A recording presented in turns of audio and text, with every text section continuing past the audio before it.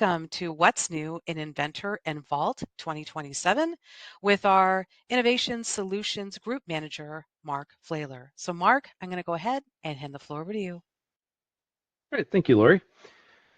So welcome back again. We seem to have a yearly session around this, right? So what we're going to be talking about today is what's new in Autodesk Inventor 2027. We're going to talk about what's new in Vault Professional 2027. And we're also going to be introduced to your new best friend in Design and Make, the Autodesk Assistant. We'll take a look near the end about how he interacts with both Inventor and Vault as two separate agents. And at the end, we'll do a little bonus of how we can connect Claude Desktop to Fusion Design. I know it's not one of the main products there, but generally when we start talking about AI and having things do things with us, it's important to kind of see what's coming, what's out there, like what's available. And of course, if you have Inventor, you normally have Fusion as well as part of a companion product. So do a little bonus there at the end. So starting off with Autodesk Inventor 2027, this did release last month. I've been using it in beta form for some time as well. I'm pretty pleased with its responsiveness, I would say, and new features that have been added to it. And we're going to basically cover a couple main topics around this. We're going to look at what's been changed in the general enhancements sort of area, right? Things that kind of cover a lot of things in the software. We're going to look at part modeling, some neat new things there. We're going to look at assembly modeling, drawings, and lastly, interoperability. And I'm going to touch on something that's maybe very interesting to you there in interoperability if you haven't seen it yet. So starting off with general enhancements, these are things which are typically across the board. They affect different aspects of Inventor's environment, no matter where you're at. They're also something that whenever I install a new version of Inventor, one of the first things I always go to, having been using the software since, early 2000s, man, I always go to the application options and I poke around. What new setting can I toggle? What new thing can I do for adjustment that changes how I work on a daily basis, right? Well, one of the first things they did was just enhance the open and save window. And they did this well. They made this a little bit better last year and they continue to refine it again. What you have now is the ability to switch back and forth between your workspace that you're inside of with your project file, and then also a Windows toggle to toggle over to what your Windows tree is. So maybe you need to go over and hit your Fusion drive, or you need to go to your My Documents folder. Heaven forbid you don't put any of your Inventor modeling files on the desktop though, right? But this is a way you can toggle back and forth between seeing that tree on the left-hand side. The other thing that was added, and I very much welcome this, was a basic search function, so that when you're in your workspace, you can perform a basic search there to try and find something faster. Great, especially if you have a lot of nested folders and you have a lot of data inside your root directory. The next thing that was enhanced was the parameters box. And again, this is all over the place, right? But what the enhancement here is they made it modeless. So now you can have the parameters box open while you're making editing changes. So you don't have to close it and reopen it all the time, right? So leave one environment to go to the other or close a dialog, right? So essentially you're seeing a lot of things in this release that are really kind of being about reducing design friction when you're doing testing and modeling. There's another big enhancement I'm going to talk about here in general too that has really spoken to that. Next up is a little bit more from a hardware perspective. Inventor 2027 now supports DirectX 12, so you can toggle that on. Now, if your card doesn't support it, you will get a nice informative message saying, too bad, your graphics card or driver doesn't have this, right? So if you're not using DirectX 12, it'll tell you. But if you do toggle it, make sure you open and close Inventor for those changes to take effect. And what DirectX 12 has done is enhanced a lot of things around complex 3D scenes when you have high poly counts, more increased responsiveness. I've actually noticed this on large assemblies. Better utilization of modern hardware that utilizes graphics cards that have DirectX 12, and multi-core utilization on the graphics card, and also parallel computing on that card as well for texture streaming, shading, and another geometry processing. Now this is going to start looking into one of the bigger enhancements, and that's around iLogic inside of Inventor 27. First of all, your run options. You can actually now run silently as a silent operation. That's going to be a new option inside of your rule, or also by right-clicking and going to options for your operation of that rule. There's also in the task scheduler now the ability to disable all iLogic rules and event triggers. Now you used to have to go back to this inside of Inventor, toggle it off, go back to Task Manager, and then, okay, now I remember to turn it off. Now you can do that right inside of the task scheduler when you're doing some batch routines.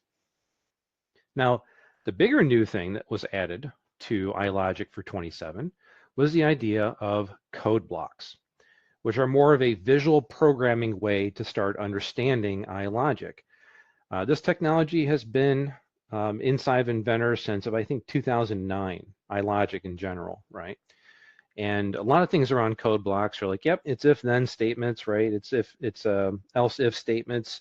And it was sometimes hard for people to come into that environment that didn't have that experience to start getting there, to start understanding how it's set up and how it works, right?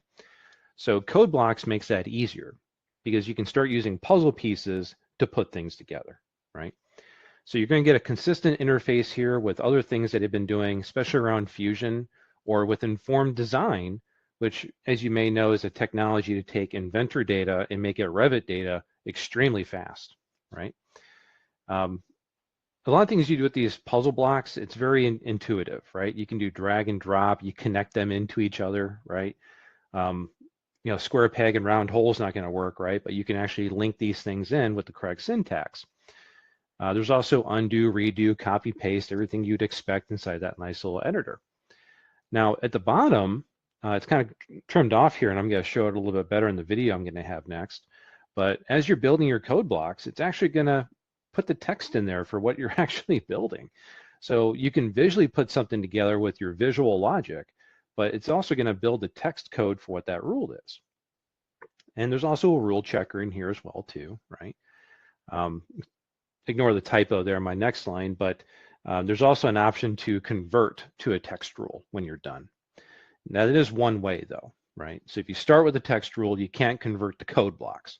So I recommend everybody start with code blocks because they're nice and appealing and easy to work with, unless you're already an iLogic whiz, okay? The iLogic code blocks bar here will also be dockable like a panel. So like your extrusion command or your hole command that you can dock, or your model browser. It's a dockable bar like other commands. So you can just hook it in there, okay? So let's take a look at this in action a little bit, okay? So here we got a staircase, right? And we're gonna start putting in some code blocks. We can choose our logic. We have loops, math, text, lists, variables, and functions, parameters, properties, all the good stuff you'd want, more visually appealing now than just little, you know, pull out plus signs. And as we're filling this out, down below, it's actually updating the text code at the same time. So it's gonna be very seamless for you to start doing this. Now, this is a little bit of a preview to the end of the conversation when we talk about the Autodesk Assistant, but the Autodesk Assistant is also now capable of giving you iLogic recommendations for rules. So you can ask the Autodesk Assistant, create an iLogic rule for me that does this. And it's going to give you some sample code that will do it. And you can test that out, right? So a lot of things have been enhanced here with iLogic for 2027, not only around just ease of use, but functionality, extensibility, and be able to get in here and start doing more coding work than you've done before without having to, you know, be a coder per se, you know. Some people on my team will tell me like, Mark, you're a terrible coder. You know what, you're right. I forget periods and commas all the time. I love this. This is going to be making my day a whole lot easier when I have to build iLogic code. Okay. Next up, we're going to take a look at part enhancements, right? So these are things that are going to take place inside of just the IPT environment, right? First thing is we now have folder management inside of our browser bar, okay? This is something that I think is pretty cool. You know, we've had assembly folders for quite some time to organize data. Having them in a part mode, at first I was like, really, do we need that there? But the more I dug into it, it makes sense, right? I've had feature trees that I've had to scroll and scroll and scroll and scroll to get to the bottom of. Not because I'm a bad modeler, but because I definitely build things out methodically. And when things get complex, sometimes that's necessary. So here I can start putting things together like, here's all my base features. And if I'm following a modeling approach where I'm using a Born technique of an orphan reference node where I'm not trying to tie off of other geometry all the time, I'm trying to tie off origin planes, it makes a lot of sense for me to have a base features folder, right? And then maybe things I might want to do for, tap features here or holder features, things that are tied to a certain piece of geometry that I'm going to be working with. So you can do that. You can also even nest folders inside of this if you want to go really deep. The end of part marker will still also behave accordingly. Like you can move the end of part marker up into a folder and it knows where it's at. It's visually attuned to your end of part marker movement. Yeah. Now the next new feature I think has been a long time coming, and that's the slot feature. Okay. This is something that I used to draw slots all the time just through muscle memory of the sketch environment, right? There's always a trick I show when I used to do training where I would draw a line, click and hold on the endpoint. You can create an arc directly from that same line command, let go, draw a line, click and hold, get another arc, and you got a slot, right? Life was cool. At least I thought I was cool, right? But now we actually have a tool that does this.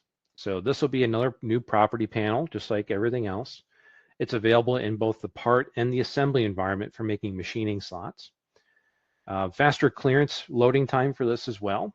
Faster clearance in general, I would say, for how we set up clearance between parts and how we want to have movement between them for assembly.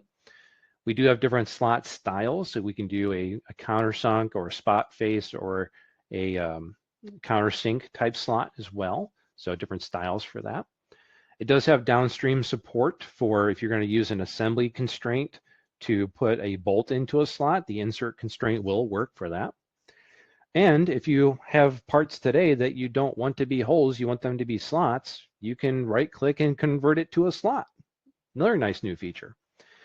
I will say one thing that was kind of goofy about that was when I had a hole that was created on a part that's, I don't know, 6 years old, right? It may not have had a sketch associated to it. So when I right-clicked on the hole to convert it, it didn't give me the option to convert to a slot. I had to first edit the hole and then say okay, and it actually created a sketch for me because it knows it needs that for future use in conversion. So if you run into that little quirk, just edit the hole, accept it, and now you'll be able to convert it into a slot. Yeah. This is something I do want to show you. So let's go ahead and jump over to Inventor. So I got this sheet metal part here, right? Actually, it's not quite sheet metal yet, but it will be. What I got with this is a hole here and a hole here that's been patterned. In my feature tree, I'm going to right click. I'm going to choose convert to slot. Okay. And initially it gives me values which are not very slot worthy, right? This needs to be probably 2 inches, actually 1 for this, but 2 for the length of this guy. There we go.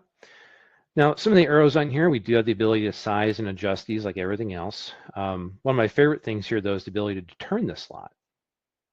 Here we go. I'll say OK. And since it's a pattern feature, it automatically picked that up as well. So now this bracket's going to be a lot easier to locate when I'm trying to put a bolt in there and not, bust up my knuckles or something. Okay, let's jump back over.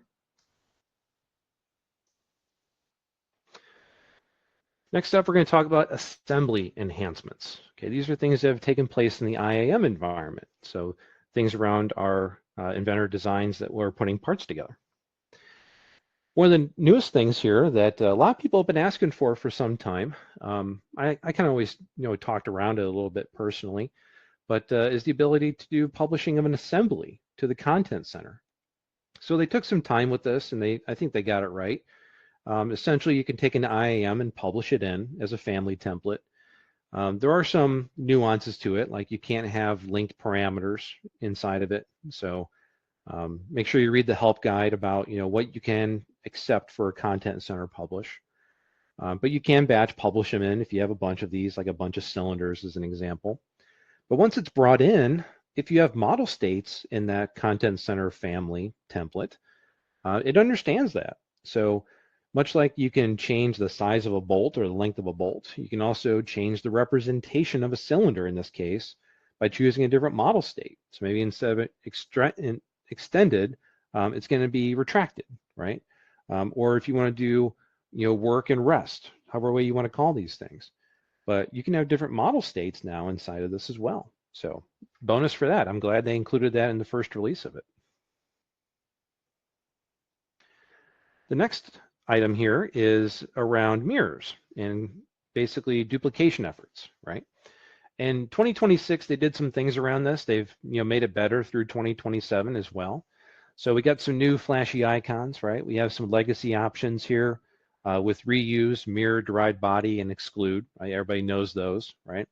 Our new options, though, are the ability to mirror and break associativity, mirror and suppress associativity in case, I might want to bring it back.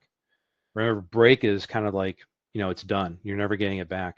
But suppression allows you to re-enable that link. Then we also have copy and add mirror feature. I really like that one. So I can copy it, and then I'll do a mirror feature at the end of the part so it mirrors the body after it's been copied.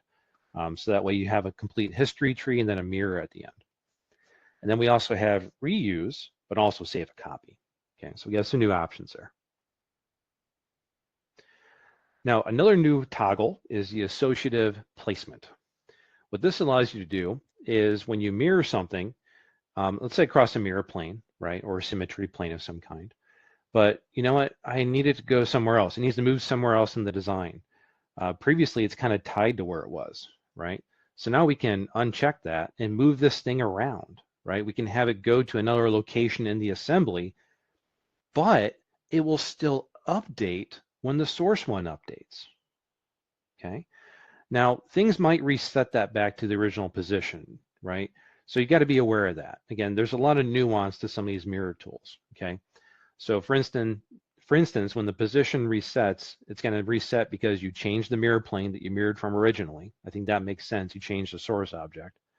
Associative placement is toggled. So if you toggle the button there, if the symmetry plane, if you use symmetry, is changed, or if the component is re-added to the selection for a mirror. So if you deselect it from the screen there and then you re-add it, now it kind of has to reset back to that computational placement.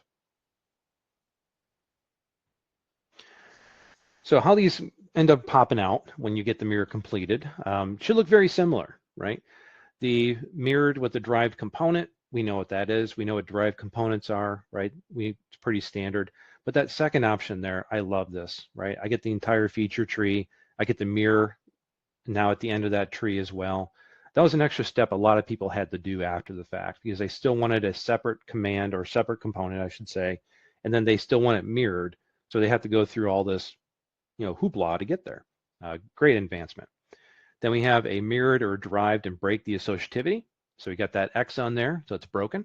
And then we have the suppression, right? So we can always bring that back or unsuppress the link with the base component. Okay. Last one here in the assembly is component patterns. Okay, so now with a assembly pattern, you can use a sketch line for either rectangular or circular patterning.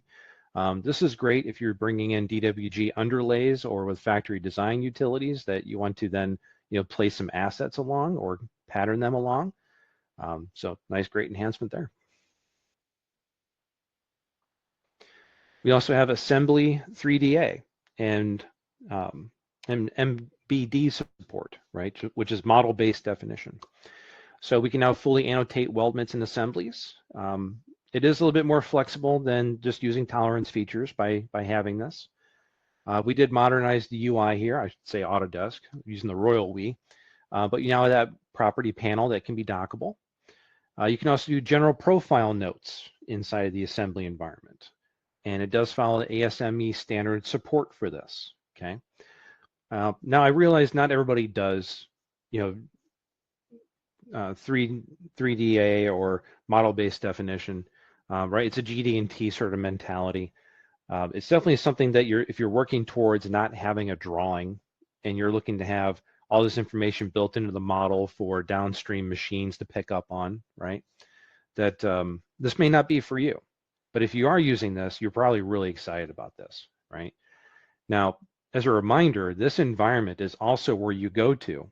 Even if you weren't doing model-based definition, but this is where you go to create a 3D PDF in Inventor, right? That's been there for years. I just like to throw that out as a reminder. And when you do those, you can have an automatic attachment of the Step 242 format, which includes all this data that gets passed and parsed into other systems. Okay. Next up is drawing enhancements. Okay. To go along with this, we have change BOM view. Now, this is one of those things which was kind of always a nit for me, right? I would try to put a bill of material in there. I'm like, oh, you know what? I needed to have the other type. I don't want structured. I want parts only. In order to change it, you have to delete the thing and then place it back in. And then go all your edits, or go all your changes, or your groupings, right? So now you can actually change it after the fact. You can change the BOM view from structured to parts only after the table's already been placed. We also have a cascade down from the slot command. So we have new ways to dimension that slot. We have a slot note as a dimension tool, dimension style setting. You see that in the lower right down there. It's much like holes and chamfers, right? We now have slot options. There's also a center mark style for it, and it will also work for the hole tables and automated center lines. And if you haven't ever tried automated center lines, do yourself a favor today, open Inventor to a part with a bunch of holes on it and try automated center lines. I love that tool. Okay. We also now have in drawings a better support for point clouds. So we can actually tell to display them or not. This will show up on your shaded views as an option. So if you're bringing a Leica scan from CloudWorks and then through Recap Pro perhaps, and then you're bringing it into Inventor, into your model, you can also put it on the drawing, right? So you can say like, yep, here's the scan of the facility. Here's my machine. I got this much clearance between this column and my machine. We should be good to go, right? You get some nice visuals now with your point clouds. Next up is interoperability enhancements. Now, when you think about this, you typically think like, oh, what version of Creo or CATIA can I import now, right? Well, as you know, Autodesk always keeps those kind of up to date, right? They kind of roll with the releases of these products that are out there in the market. But the interoperability I want to talk about here is more so from a thought leadership perspective, and also things that are going to, possibly make your collaboration efforts stronger. Okay. First of those is around point clouds. I just mentioned we can bring those into drawings, but now we have more controls inside of Inventor to make our life easier. We have better section views, improved cropping, and the ability to uncrop all, uncrop last, these sort of tools. UCS-based positioning to adjust our point cloud faster, and a little bit more browser visibility now because of that. We also have the ability to export data more effectively from Inventor to other systems, like if we're doing a PCF export or if we're doing an isogen export. And these are for folks that use a lot of Inventor's tube and pipe system, right? There hasn't really been any enhancements this release on how tube and pipe operates, right? So this is more about the collaboration effort around it. So we can include things in the isogen export for end codes for your fitting, or data that might be missing from material. Okay, so here in the image we have a galvanized steel pipe. Well, that's the name of the material, right? But we have a description that can use for the pipe material code. We can put that into our style library, right?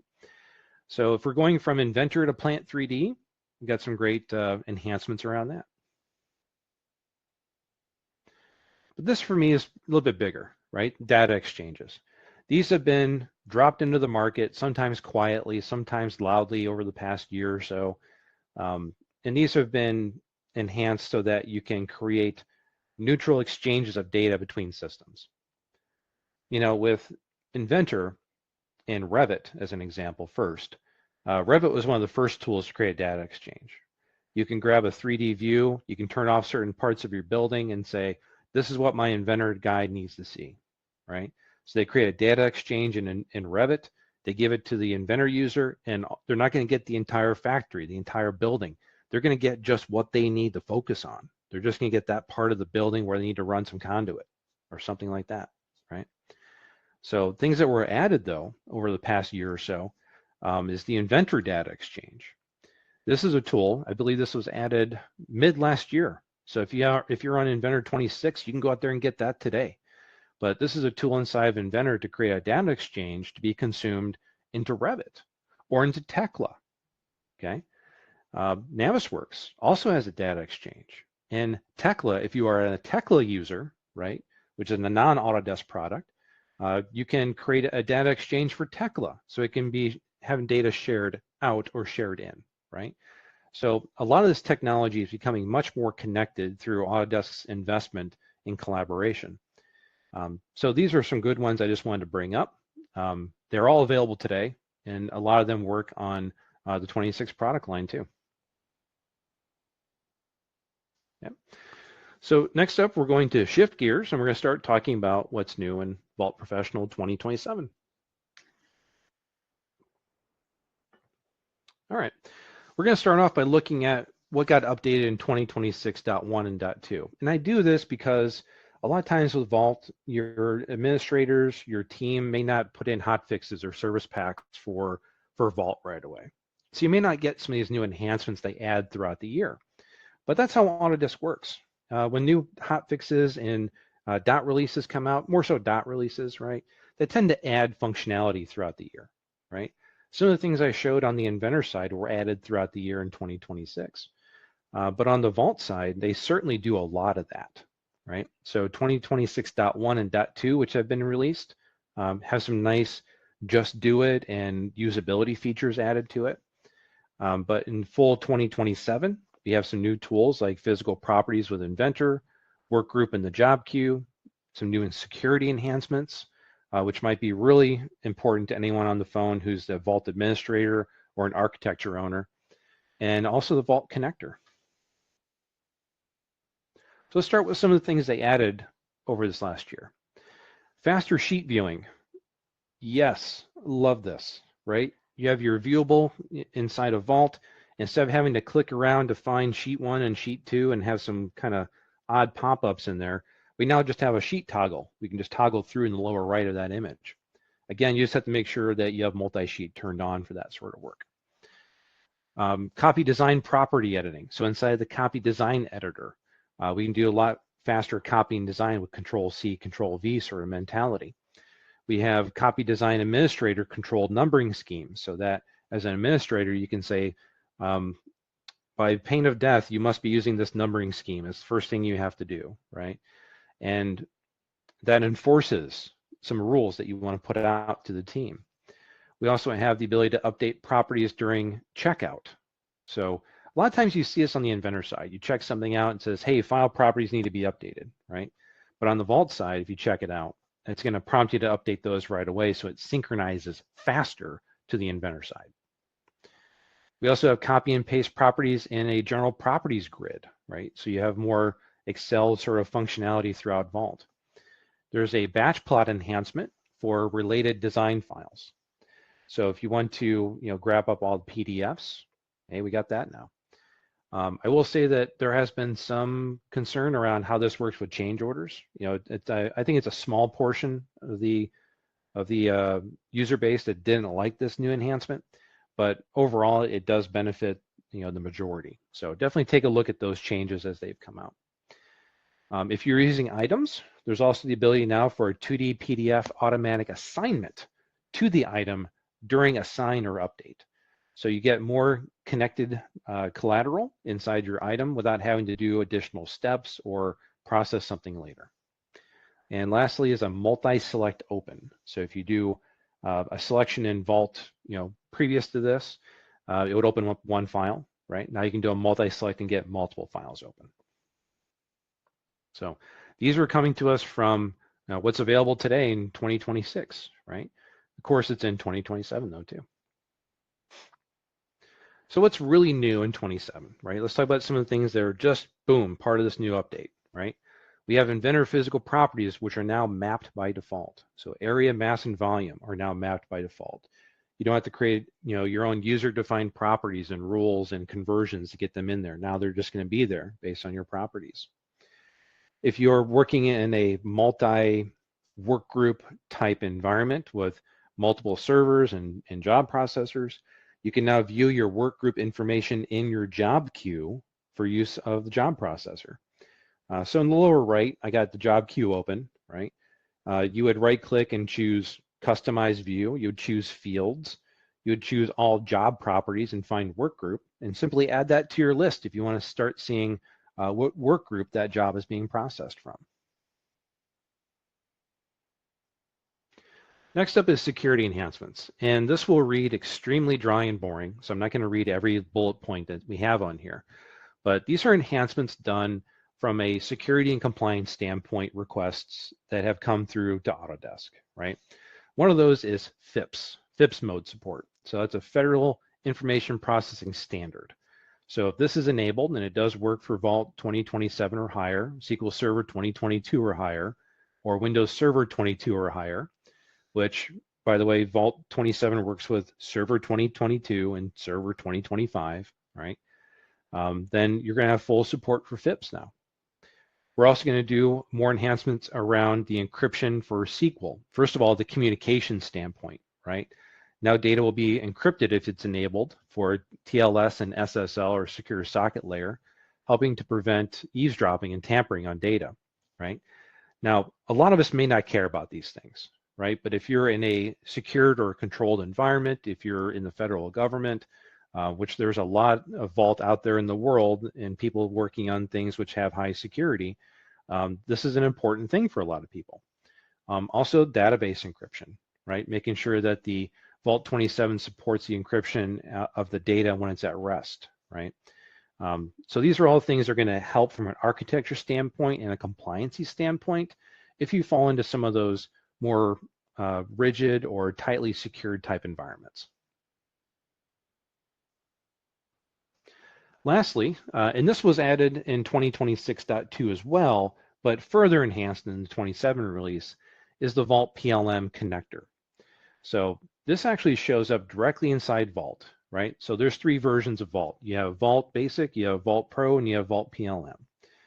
When you have Vault PLM, you're connecting typically your change orders and your items and your bills of material into a PLM system, Fusion Manage.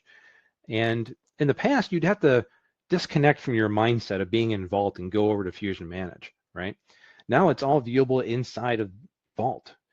We've had a lot of people using this where they never have to leave Vault anymore because they can view everything they need from Fusion Manage in the screen and the interface they've always grown accustomed to.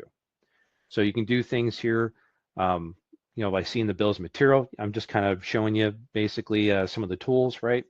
So you can see with this finished loader, if I right click on that, I have some sync to Fusion Manage, or I can say go to Fusion Manage. Let's launch it and take a look at it. But it's taking my item master in the bill of material and it's synchronized up there. And I know what you're thinking. Does it take a minute? Does it take 5 minutes? I mean, this thing here took like about 5 seconds to get synchronized up there. Did a great job. But that's going to show me my bill of material, how things are connected, the where used, the related change processes. I can see if there's engineering change requests versus a change order, right? People who do enterprise change management are using Fusion Manage for that.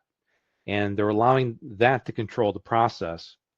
And then it can come back down into Vault and change your Vault change order at the same time if you're still using those, right? So it's all one big connected environment now with that Vault PLM. Now, if you're not using items, because all this is item-based, right, then there's tools that we can still help you there with, like IMAGINiT Pulse. We recently redeveloped that to IMAGINiT Pulse 2.0, got a nice enhancement to that. But this is really designed for your Vault PLM, single source of truth of looking inside Vault, knowing how things are connected and how things are synchronized with your item master. So very welcome addition. Now, lastly, we're going to talk about the Autodesk Assistant for Inventor and Vault. And this is by far probably the biggest thing you're going to see talked about, the biggest thing that you're going to be playing with a lot when you have downtime. It might be your lunch break, you're having a burrito, and you're like, I'm going to play with the Autodesk Assistant today because I want to try some things. I want to know what it can do and what it can't do, right? That's a lot of things that we do with IMAGINiT AI is we try to go in there and try to see what it can do and what it can't do, right? So I'm going to try to give you some of that knowledge today and give you some examples of some things I've done. I'll jump into Inventor, I'll jump into Vault, and we'll start playing around with it. Okay. The first thing I want to mention, because this is probably on your mind too, is what's Autodesk's AI stance around this? What do they do with the data? What data do they look at? How do they consume the data? How do they work with the data, right? So if you haven't already checked out the transparency cards in the Trust Center for Autodesk, I encourage you to, right? Because this might be something that, okay, we're going to go to Vault 27 soon. I just need to vet this with IT, right? Here's the transparency card. And these are actually kind of funny because they read like document labels that you would get on a side of a cereal box. And it tells you exactly what it is, the description, the key information, the ingredients of the trust here, right? So what you want to look at is the Autodesk Assistant one called Tech Preview. There's other ones up there as well. There's the Revit one, there's the Forma one, there's all kinds of transparency cards up there. But I do want to mention that this is a tech preview, okay? What does a tech preview really mean? A tech preview means it's limited support and it's out here for public awareness, right? Think about, getting this out there and finding out what people really wanted to do is really what tech previews are about, right? So mass appeal, mass usage, mass trying things out so they can make better products that you as a designer or a administrator or user of Vault would really want to have, right? So maybe you go through the transparency card, maybe you go through the tech preview, you understand what they're saying here. And I hearken this next statement back to when the ribbon came out, a decade or more ago. How do I turn it off? I don't want it, right? How do you get rid of the Autodesk Assistant kind of thing? Well, inside of Inventor or Vault, they can be disabled, right? You just turn off the little A that's at the top of the screen next to your sign-in name, okay? On the left-hand side is Inventor, okay? There's a little cog there. You can even just turn off the tech preview function, okay? The assistant will still be there, but it becomes much more limited, and I'll talk about that. On the Vault side, same thing, right? We can turn off the tech preview, okay, by toggling that little switch on that gear. If for some reason you view it as we don't want to use it, we've had someone do something and we didn't like what they did with it, maybe, right? You definitely need to have a conversation about how this works for you and your company, okay? Now, what if I don't want it at all in Vault? I don't want the Autodesk Assistant even touching anything in my Vault, completely firewalled out of it, right? How do I do that? Well, if you log into Vault 2027 today, once you get it upgraded, you might see this little icon for the Autodesk Assistant. It says, please sign in to the Vault to use the Autodesk Assistant. And what I would say is, what do you mean, Autodesk? I am signed in. My name's right up there, Mark Flayler, right? Give me access. Well, the reason why you would get that icon, the reason why you would get something saying that Autodesk Assistant is not there, is because in your Vault accounts, you actually have to turn on the Autodesk ID and the credentials for that user to give them access to the Autodesk Assistant. So maybe you got Bob, maybe you got Billy Bob, right? Maybe you got Tom, Dick, or Harry, right? We don't want, Tom or Harry or Bob to have access to the Autodesk Assistant. We just don't enable it for their account, but we want to give it to somebody else, right? You enable it with their authentication and basically put their email address in, and now they have access to it. So that's what the first troubleshooting I went through is like, I didn't even see it there, right? I just had to turn it on for my account. Now, let's say we turn off Tech Preview. Congratulations, you have the most advanced Autodesk version of Microsoft's Clippy than you'll ever have before. So essentially, when you turn off Tech Preview, the Autodesk Assistant turns into Clippy, right? Not from a literal sense, but from my tongue-in-cheek sense. So what can you do? What can the Autodesk Assistant do with Tech Preview off? He can do help and documentation search. He can give you how-to guidance. He can tell you what's new in the software, in case you didn't like listening to my smooth baritone. You can look at iLogic code writing. It can still draft and troubleshoot code for you. And you can ask it general questions, okay? If you turn it off, though, in Inventor, that's it. You still get those things. But you can't do some of the new cool things, right? And I have some of those listed there in the lower left. I'm going to show you a few of them as well. So you can't have it investigate your model. You can't have it change some things that it can change, right? You can't have it, dig into what the data is in the file, is what I would say. Inside of Vault, if you turn it off, same thing. you can still get guidance. You can still search with natural language and find things, right? But you're not going to have the ability to do more advanced tasks, okay? And I think that's a more important conversation for Vault. So we're going to spend some time showing you what it can do over there to see if you like that, right? Because there might be some things that you don't like that it can do. And that might be a reason to turn it off for some people, okay? This is why communication and understanding what the technology can do before you just roll it out and let people use it is going to be very important for 27. Okay? So here's some things for Inventor, right? Let's start on the left-hand side. And I'm going to jump into the software and show you this stuff too, right? But setting units of components. You have like, oh man, someone had these units of the file as inches. They need to be millimeters. I don't want to have to go through every file, open it, and change the document settings, right? I can just tell the Autodesk Assistant to do that for me. And it'll go through and execute all the get document settings and make all the changes for me, okay? On the far right-hand side, it's more about, I need some thought leadership around something, right? Help me optimize my building information modeling workflow. So it searches help and gathers a lot of information about what it is that I'm asking. So I have some key BIM workflow pathways in Inventor. Here's some things that you can do, right? And it's going to tell you what this is, where you can go in the help system to find it, and things like that. This is very similar to what IMAGINiT has created with Spark inside of Pinnacle or Productivity Now that we have, right? So if you are a subscriber of a Productivity Now system and you ask it a similar question, not only will you get context of training documentation, what you can do as an exercise, but you'll also get a bunch of videos on how to do that inside of IMAGINiT's Productivity Now. But this is a great start while you're in Canvas to say, this is kind of what I need to know and what I need to learn, and then maybe jump to a more robust support mechanism too, okay? In the center, right, these are things about help and documentation, right? These are things you can ask it, as I already mentioned, already alluded to, right? But the Inventor file and model actions, these are just simple examples. And where I got this list from is I asked the Autodesk Assistant, what can you do for me? And it gave me a list of things as an example. Give me some example prompts, and it gave me these results, okay? Let's say you find a prompt that you love. You can save that prompt and you can use it over and over again inside of different files and different models, okay? So let's go over to Inventor and take a look. Let's see, where's my Inventor? Right there. All right, I'm done with this bracket. Let's go ahead and close him out. Actually, before I do this, I want to make an important distinction, right? So as you recall here, I changed these from holes to slots, right?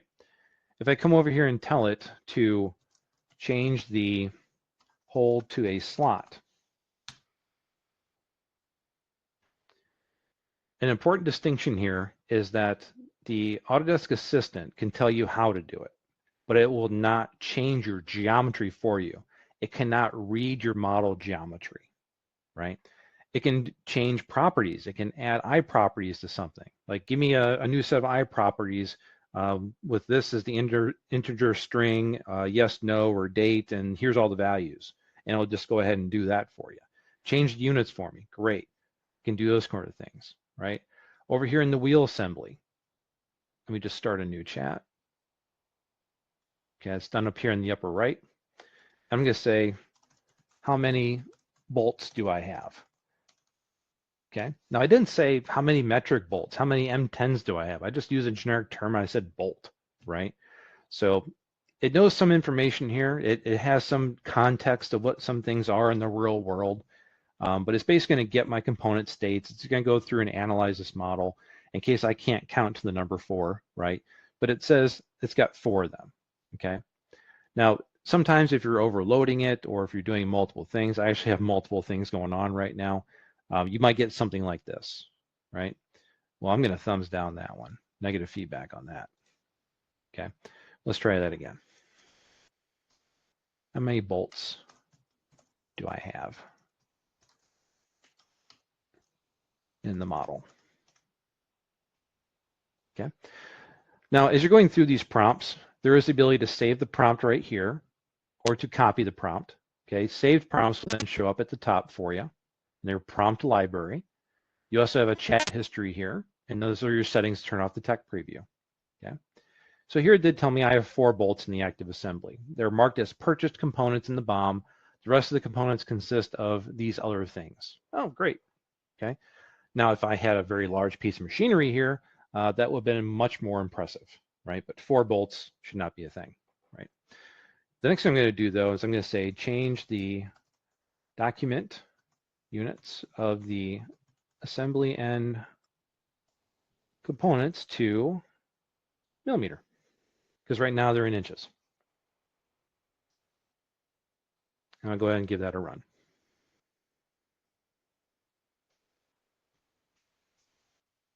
Okay, and it's going to tell you what it does. It's going to start by checking things here, right? Let me copy that prompt to try again.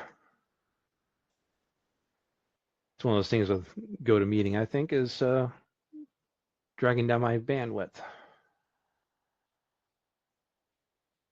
Okay, and you'll see a lot of the text here about what it's doing and trying to extract, right? So this one's actually already in millimeters, so I didn't have to do that. Looks like it was already fixed for me. Yeah. Let's go back over and take a look at Vault. So the Autodesk Assistant in Vault, a little bit different, right?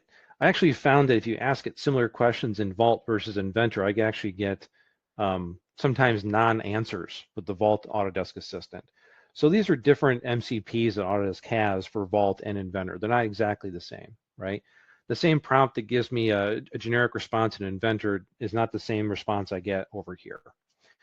But some of the things you'll do with this is you can do search and discovery. So you can search files and folders, items, and everything that's inside your system. You can tell it to find things based on certain folders you have. You can have it look up property definitions. You can also, here's the thing about this, you can actually have it do things, right? You can have it make items for you. You can have it check if files are outdated, and if they're outdated, you can have Vault update them for you. You can have it retrieve file associations. So I know that may sound a little scary, right? Because you might have a user that you don't want them to automate something that should be controlled, okay? So the release of things, like releasing product inside like a release process, it doesn't do that. In fact, if you look in the upper right of that image, I tried it. I tried to make it do something I didn't want it to do. So lifecycle state changes, releasing files must be performed directly in your Vault client. Cannot do it through the automation tools, right? Because it shouldn't. It should be a user making that decision, not the software just doing it, and then you have to roll something back. But what I'm doing in this particular image is I actually told it to create items for this model for me. So I wouldn't have to go through and select a bunch. It just grabbed all the associations and created items for me very quickly. Which if you're moving towards an item-based workflow, this is a great automation tool for that, especially if you're looking more into the Vault PLM side of things. So before I talk about this, let me jump back over to Vault and try some things here, okay? So here inside this folder, actually let me go to my designs. Let's go to my brake rotor or my building kit. Yeah, that's fine. All right, so I'm going to tell it to find all use, let's say find 102.650 in the part number. Having a hard time spelling today. And it's going to do a search to try to find that for me.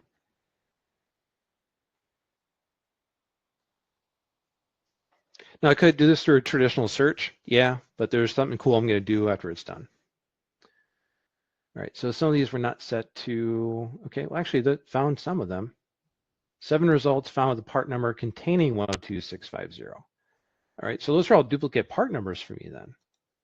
I'm going to tell it to rename, or let's say change part number to be the file name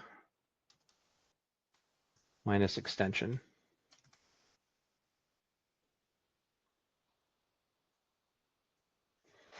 So it's going to keep picking up on this chat and reading that. So it says it's going to have to update the part number of seven files to do that. So here's the file name, here's the new part number. Shall I proceed with the update? Yes. Go get him, champ. I talk to AI sometimes. Here we go.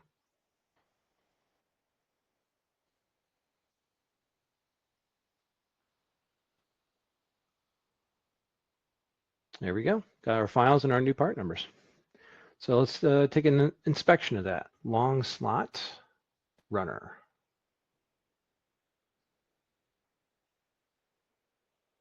Okay, let's close off the assistant for now. And I'm just going to turn my properties grid back on.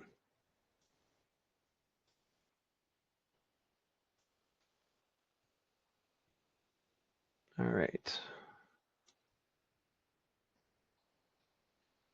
Nope, I think I changed it on a different one. Got the wrong one there. But it does change my part numbers. I just need to refresh things, resynchronize. Okay, but these are things to try out to make sure that the Autodesk Assistant's going to be what you want it to be, right? So it can do a lot of things here for you. Let's go ahead and click to that one. It's going to navigate directly to that. You can see it's reading the MCP server.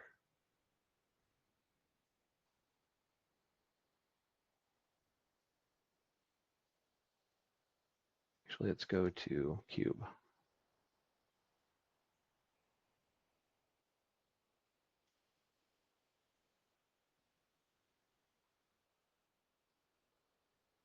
Yeah, I think I'm going to provide some feedback on that one. But yep, this is definitely something that is worth testing, right? That's why it's a tech preview. Okay. Now, one thing I do want to do here next, just because I like doing this one, is to change all the files in BreakRotor to items. So let's say convert all the files in the BreakRotor folder to items.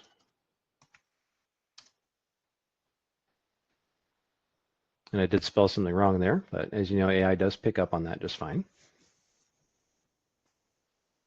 Okay, so now it's going through and assigning the items for me.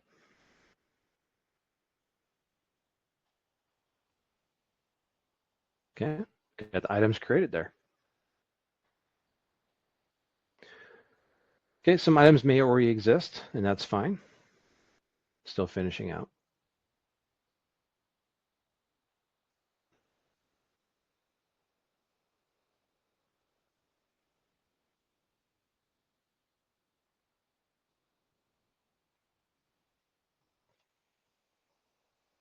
Okay, there's a summary of what I got. Some of these are not eligible for assignment, likely because of a rule I have set up in there, and that's fine. Okay. Let's jump back over to, actually, one last thing I'll show in here will be that Fusion panel, right? Let's close out the assistant. Go up here to view. Let me turn on my Fusion Manage panel. Here I'll go to my item master, and I'm going to pick on my finished loader, maybe the model. Okay, so this is everything I would expect to see in Vault normally, right? But over here on the right, if I expand that further, I can see the item that was passed into Fusion Manage. I can see the files. I can see the bill of material for that. I can see where used. If I were to look at maybe something else connected to that. Oh, yeah, the assembly is not used anywhere else. That's fine. But the handle, yeah, haven't processed that one all the way through yet for the bill. But it'll basically show you everything you have. And if I had any related change process, they would also show up there. Okay. Now, for time, I did want to show that last bonus thing, right? So let's jump over to that again. A note on these MCPs, right? So the Autodesk Model Context Protocol servers, when we're connecting to them, obviously, this is the first time that they're out. They are housed by Autodesk, but they have worked with some partners to create new enhancements around that. One of which is Anthropic with Claude. They create a connector there for Fusion Design. But you can see the other ones that are also available. There's a Revit MCP server, a Fusion Automation MPC server, and a Product Help MCP server, which is, as you know, what the Autodesk Assistant has been for some time. In fact, that's how it was in AutoCAD when it released last year. But to connect it to Claude, it's remarkably simple. Inside Fusion, you go to Properties, or your Preferences, I should say. You turn on Fusion MCP Server. Do not change the port, leave that alone. You open up Claude Desktop, go to Settings and Extensions, where you'll find Autodesk Fusion, and then you'll basically choose to install it. And to verify the connection, just go into Claude Desktop and say create a 10mm cube. I will say you should have Fusion open first. It's not going to launch Fusion, right? Fusion has to be open. New part file as an example. And you say create a 10mm cube, and it'll give it to you. So this is an example I ran through earlier today. I created a 10mm cube. It tells me it did it.